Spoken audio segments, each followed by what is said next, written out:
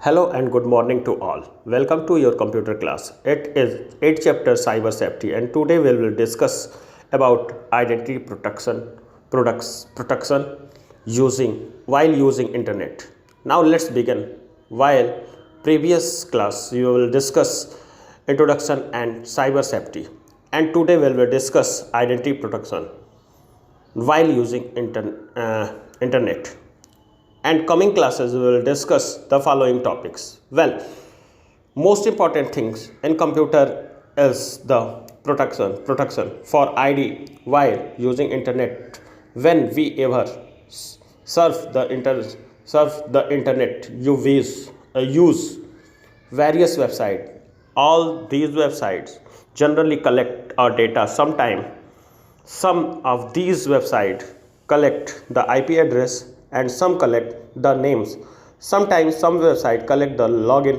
So it means anyhow all these website collecting information. Some website collecting information directly and other website collect indirectly.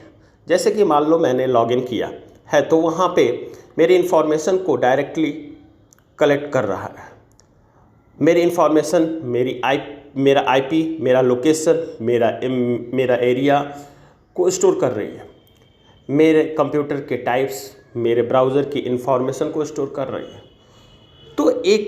तो वो एक indirect identity हो गई ना.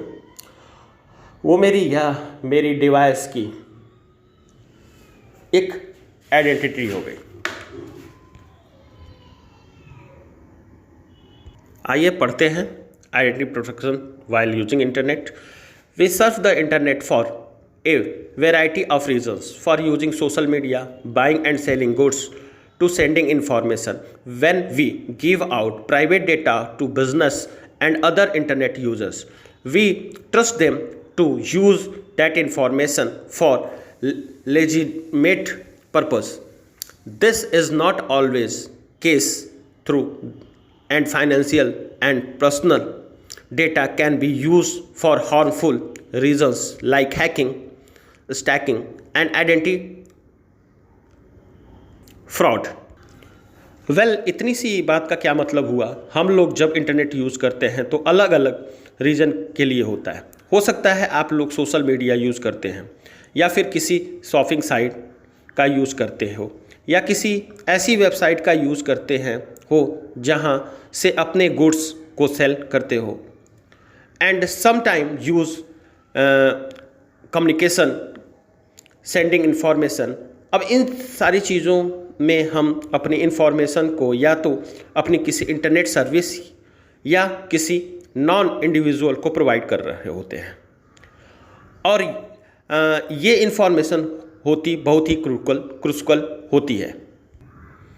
Identity frauds when personal details that have been accessed or stolen are used to commit fraudulent acts posing as someone else with stolen identity. हम लोग अपने आप को सेफगार्ड करने के लिए दो ब्राउज़र का यूज़ कर सकते हैं, private browsing and anonymous browsing on internet. Okay, एक बार और मैं बता देता हूँ कि हम लोग किस तरीके से आइडेंटिटी प्रोटेक्ट किया जा सकता है. हम लोगों की सारी इन्फॉर्मेशन बहुत क्रूशियल होती है. पहला जैसे आईपी एड्रेस हो गया, जीपीएस हो गया, हम लोग के बैंक डिटेल्स हो गया. तो ये सारी इन्फॉर्मेशन हम लोग की शेयर होती है और बहुत सारी वेबसाइट इसका मिसयूज़ भी कर सकती हैं. और यहाँ पे हम लोग की आइडेंटिटी भी फ्रॉड हो सकती है, यानी कि हमारी आइडेंटिटी को स्टील करके लोग दूसरे का मिसयूज़ कर सकते हैं. अब इससे बचने के लिए बहुत सारे तरीके हैं जो इस चैप्टर में हम लोग डिस्कस किए गए हैं. तो भाई नेक्स्ट देखते हैं कि कौन सा है, क्या है, कौन सी वेबसाइट कैसे ट्रैक करती हैं. आइए देखते हैं. Many ways website track you. अब हम लोग यहाँ पे डिस्कस कर रहे हैं अलग अलग टूल्स के बारे में जहाँ से हम लोग जो वेबसाइट से हम लोग ट्रैक करते हैं हम लोगों को. whenever you visit a website, your web browser may reveal your location via your device IP address. इसका मतलब क्या हुआ कि सपोज दैट कि कोई भी वेबसाइट पे हम सर्च करते हैं तो वो हमारे IP एड्रेस को स्टोर करके रखता है. सपोज दैट हम कहीं पे भी जा रहे हैं और वहाँ पे अपनी इन्फॉर्मेशन को फिल करते हैं. सपोज दैट हम स्कूल में गए, तो स्कूल में क्या करते हैं, अपने कोई फॉर्म भरते हैं, फॉर्म को फिल करते हैं और अपनी इन्फॉर्मेशन को फिर क्या करते हैं, वहाँ पे फिल करते हैं। तो स्कूल भी हमारा क्या करता है, हमारी इन्फॉर्मेशन को स्टोर करके रखता है। ठीक है, वैसे ही वेबसाइट होती हैं, वो भी हमारी इन्फॉर्मेशन को स्टोर करके रखती हैं। और हर मशीन का भी एक आईपी एड्रेस होता है, वो आईपी एड्रेस वो स्टोर करके रखता है। क्योंकि जो आईपी एड्रेस है, कोई भी वेबसाइट हर समय पब्लिकली क्या कर सकती है, स्टोर करके रख सकती है। Okay, it can also provide your search and browsing history. अब भाई हम लोगों की सर्च और ब्राउजिंग हिस्ट्री भी स्टोर हो सकती है, जिसको थर्ड पार्टी भी यूज़ कर सकती है। फॉर एग्जाम्पल कोई एडवर्टाइजर और कोई क्रिमिनल।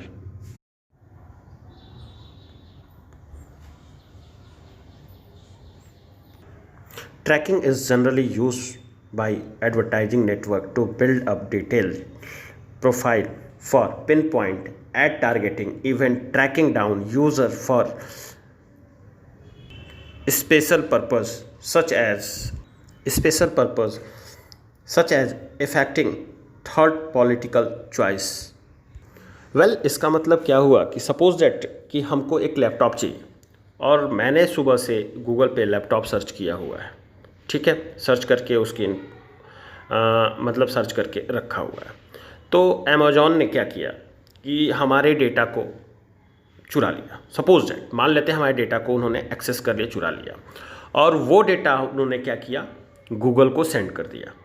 अब उसके बाद हम क्या करते हैं कि सरकारी रिज़ल्ट पे अपना कोई रिज़ल्ट हम देखने के लिए वेबसाइट ओपन करते हैं।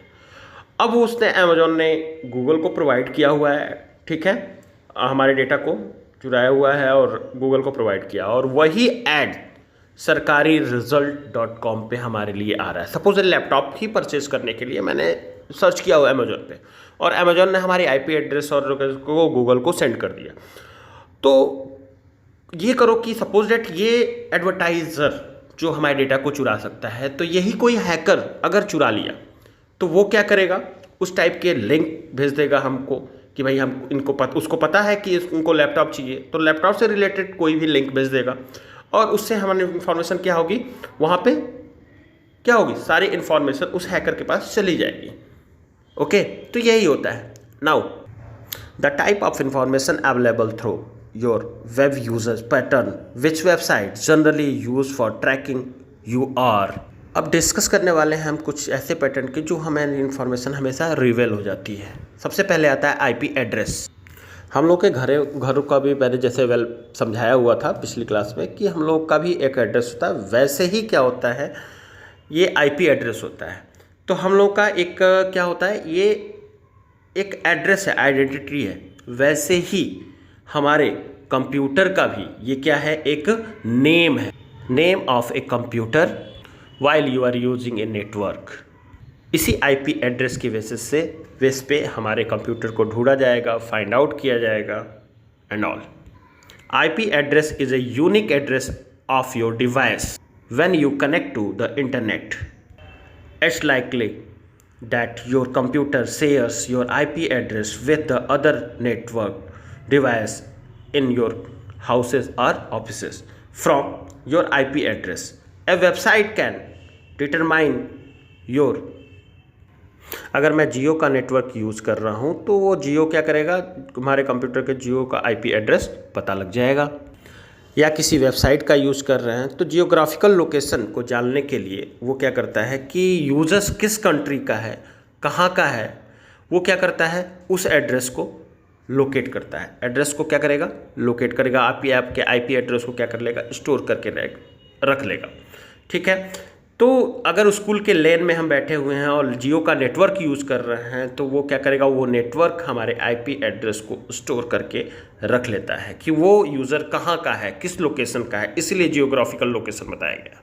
अब एक और चीज़ कि अगर सपोज यूट्यूब पे भी हम कोई वीडियो देखते हैं तो वो भी आपके आईपी एड्रेस को स्टोर करके रखता है, इसलिए कि यूज़र जो है वो किस कंट्री का है, इसलिए वो भी आपके आईपी एड्रेस को स्टोर करके रखता है।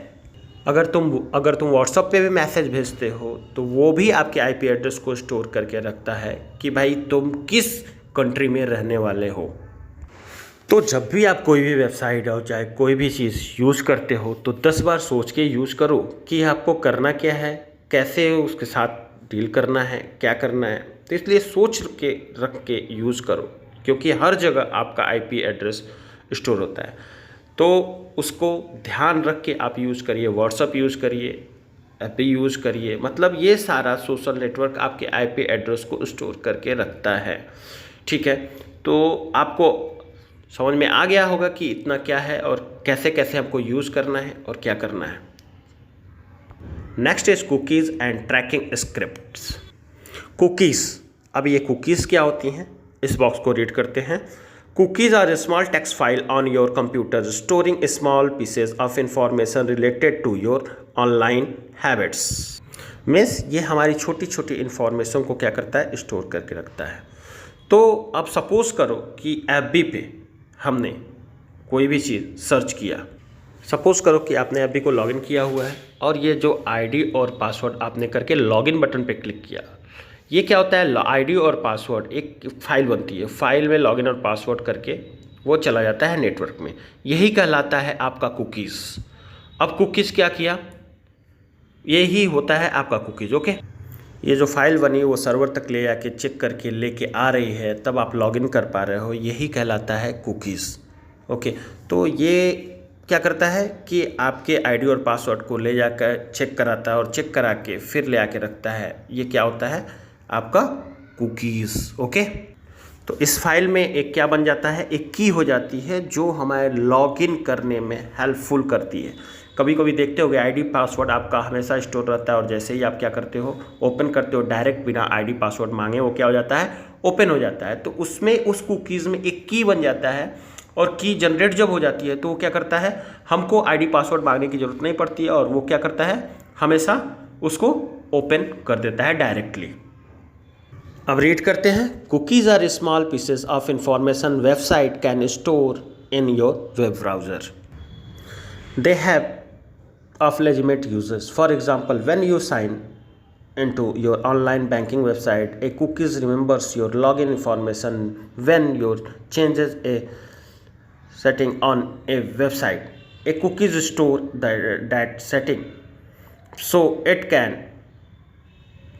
तो कहने का मतलब क्या है कि इस लाइन का मतलब, सारा चीज़ का मतलब क्या हुआ कि आप क्या कर रहे हो कि एक कुकीज़ जो जनरेट हो रही है वो हमारी कुकीज़ हमारे लिए अच्छी भी है और ख़राब भी।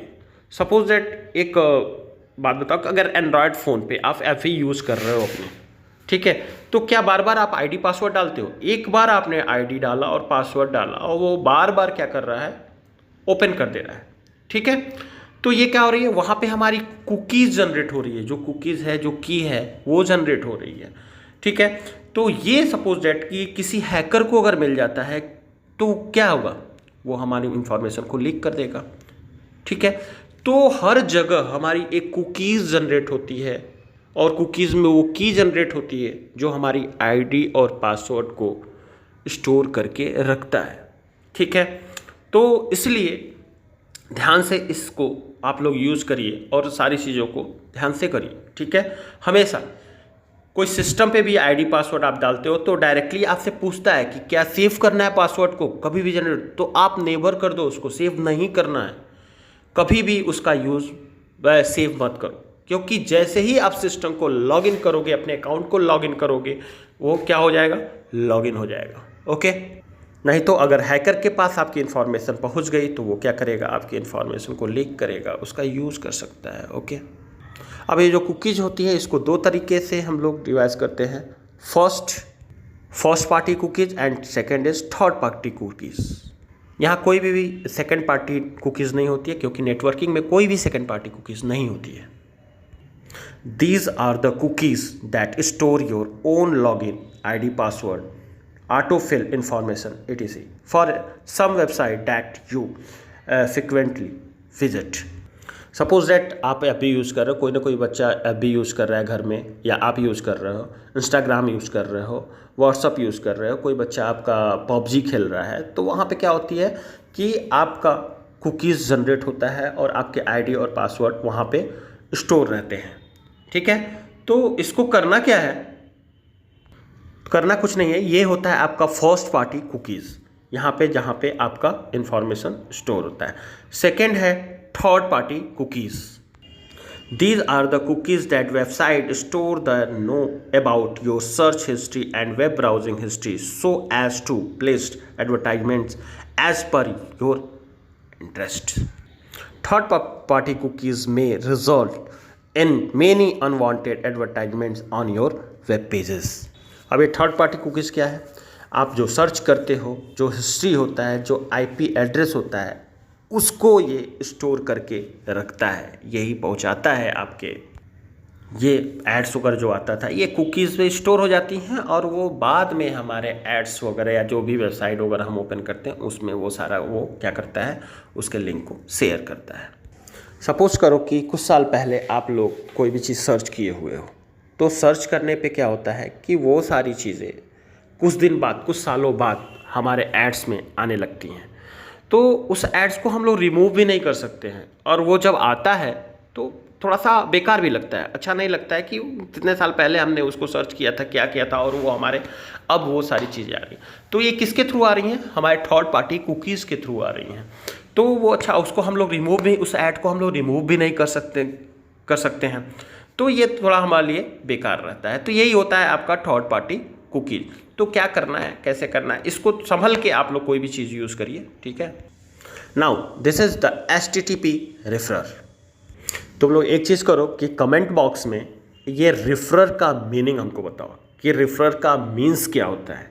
व्हाट इज़ रेफरर, क्या होता है? कमेंट बॉक्स में लिख के आप लोग हमको बताएंगे कि रेफरर का मीनिंग क्या होता है। Okay, when you click the link your browser loads the web page link to it and tell the website where you come from. For example, if you clicked a link to an outside website on a web page.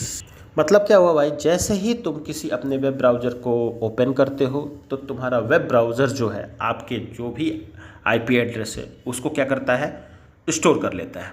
सो वो उस website को आपने क्या search किया है, क्या सारी चीज़ें करी हुई हैं, उस फटाफट उस वेबसाइट को वो क्या कर देता है, बता देता है वो सारा सर्च। ओके, सपोज डेट हम लोग FB पे गए और FB ओपन किए हैं और वहाँ पे कोई ऐड शो कर रहा है और ऐड पे हमने क्लिक किया तो अमेजोन की क्या हुआ, एक वेबसाइट खुली और वहाँ पे क्या हुआ, आपने अमेजोन की वेबसाइट पे अपना ID और देन पासवर्ड को आपने डाला। तो भाई क्या हुआ कि इस फेसबुक से हमारी बहुत सारी चीज़ें उस अमेजोन के पास जा रही हैं। हमारी क्या क्या चीज़, सारी इन्फॉर्मेशन लगभग FB के थ्रू अमेजोन के पास चली गई ना।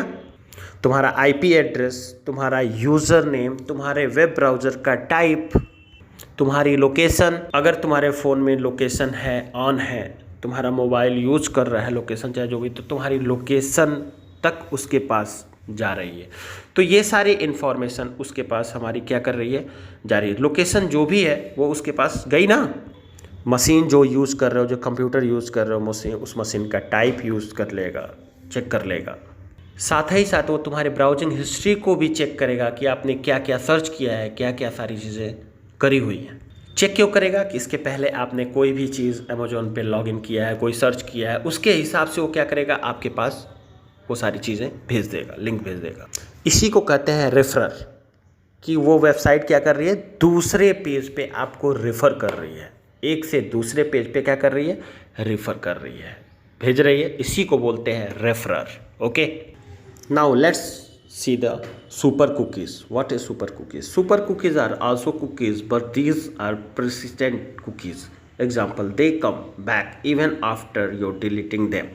Now suppose that आप लोग क्या करते हो कि आप जो भी वेबसाइट ओपन करते हो उसमें एक हिस्ट्री का ऑप्शन होता है और हिस्ट्री को आप लोग डिलीट करते हो, तो वो आपकी सिंपल कुकीज़ होती हैं, वो सुपर कुकीज़ नहीं होती हैं। ठीक है, सुपर कुकीज़ क्या होती हैं, जो सिंपल कुकीज़ होती हैं वो टेक्स्ट फाइल के फॉर्म में होती हैं, जिसको आप लोग क्या कर सकते हो, डिलीट कर सकते हो। लेकिन जो सुपर कुकीज़ होती हैं वो फ्लैश के फॉर्म में होती हैं। फ्लैश, ये फ्लैश क्या होता है भाई, ये होता है मल्टीमीडिया के फॉर्म में, जिसको हम लोग क्या कर सकते हैं, डिलीट नहीं कर सकते हैं। ठीक है, डिलीट नहीं किया जा सकता है, और डिलीट करोगे तो ये वापस फिर से चली आएंगी।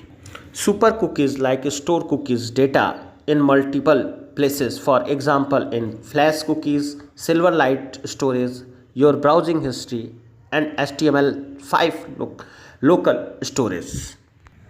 When a website notice that you have deleted part of the super cookies, the information is responsible from the other location. For example, you might clear your browser cookies and not your flash cookies, so the website will copy the value of the flash cookies to your browser cookies. इसका मतलब क्या हुआ कि जैसे ही आप अपनी cookies को delete करके हटते हो, ठीक है, तो डिलीट करके हटते हो तो वो प्लग इन फीचर्स होता है, फ्लैश जो होता है प्लग इन फीचर्स होता है। जैसे ही सपोज हिस्ट्री आपने वो किया क्या बोलते हैं, एफबी को लॉगिन किया, दोबारा से एफबी को लॉगिन करते ही जैसे प्लग एंड प्ले फीचर्स होता है, वैसे ही वो क्या कर देगा, दोबारा से रीजनरेट कर देगा आपके वेबसाइट को, ठीक है। तो इसलिए कुकीज़ कितना हूँ आप डिलीट करोगे, प्लग एंड प्ले, चूँकि फ्लैश होता है मल्टीमीडिया फॉर्म में तो प्लग एंड प्ले फीचर्स होता है। नाउ नेक्स्ट टर्न आता है हमारा यूज़र एजेंट का। योर ब्राउज़र आल्सो सेंड ये user agent every time you connect to a website. जब भी हम किसी क्या करते हैं, कनेक्ट करते हैं किसी ब्राउज़र को, तो वेब ब्राउज़र क्या करता है,